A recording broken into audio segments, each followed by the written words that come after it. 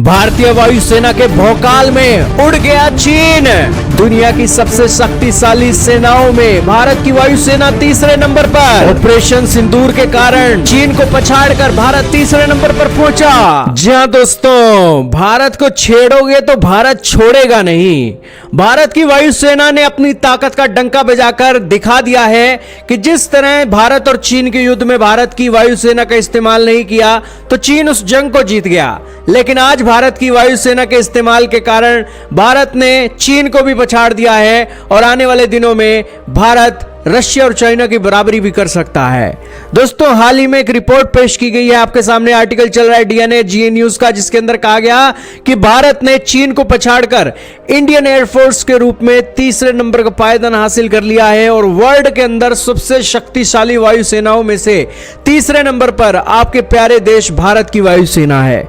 भारत ने चीन को यहां पर इलिमिनेट किया है और यहां पर तीसरे रैंकिंग पर कब्जा जमा लिया है। दोस्तों, पॉइंट के हिसाब से भारतीय वायुसेना को चीन के हिसाब से ज्यादा पॉइंट मिले हैं, क्योंकि भारत की वायुसेना ने ऑपरेशन सिंदूर के अंदर अपनी ऑपरेशनल कैपेबिलिटीज और अपनी ताकत का डंका बजाया था। यही कारण है कि भारत को चीन से भी ज्यादा पॉइंट मिले और भारत ने दुनिया की 3 सबसे शक्तिशाली वायुसेनाओं में अपना नाम गिना दिया।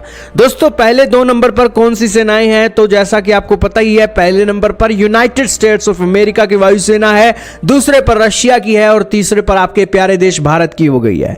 आप कहोगे कि चाइना के पास इतने सारे फाइटर जेट हैं, फिर भी दोस्तों चाइना की वायुसेना हमसे कमजोर क्यों दिखाई दे रही है?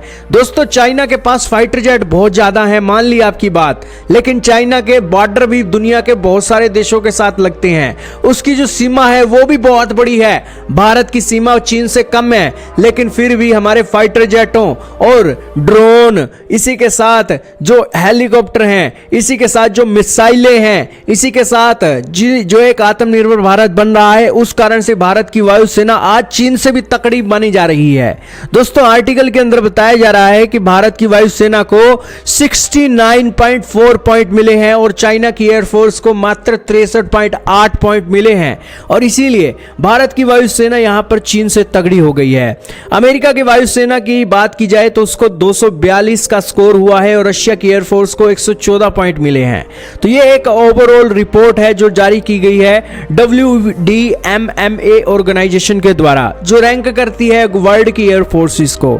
दोस्तों, भारत को यह रैंकिंग इसलिए मिल रही है क्योंकि भारत ने समय समय पर पाकिस्तान के एयर स्पेस में घुसकर उनको एक आतंकवादी घटना करने का एक दोषी मानते हुए उनके ऊपर स्ट्राइक की। 2019 में इंडियन आर्मी ने बालाकोट के अंदर बॉम्ब फेंके और उसके बाद इंडियन एयरफोर्स ने वहां पर टारगेट को असैसिनेट किया और फिर इंडियन एयरफोर्स ने ऑपरेशन सिंदूर को इसी साल के अंदर पार्टिसिपेट करते हुए ना सिर्फ टारगेट को हिट किया, बल्कि इंडियन एयरफोर्स ने पाकिस्तान के एक एयरक्राफ्टों को भी निशाना बनाया, उनके बेसिस को भी निशाना बनाया।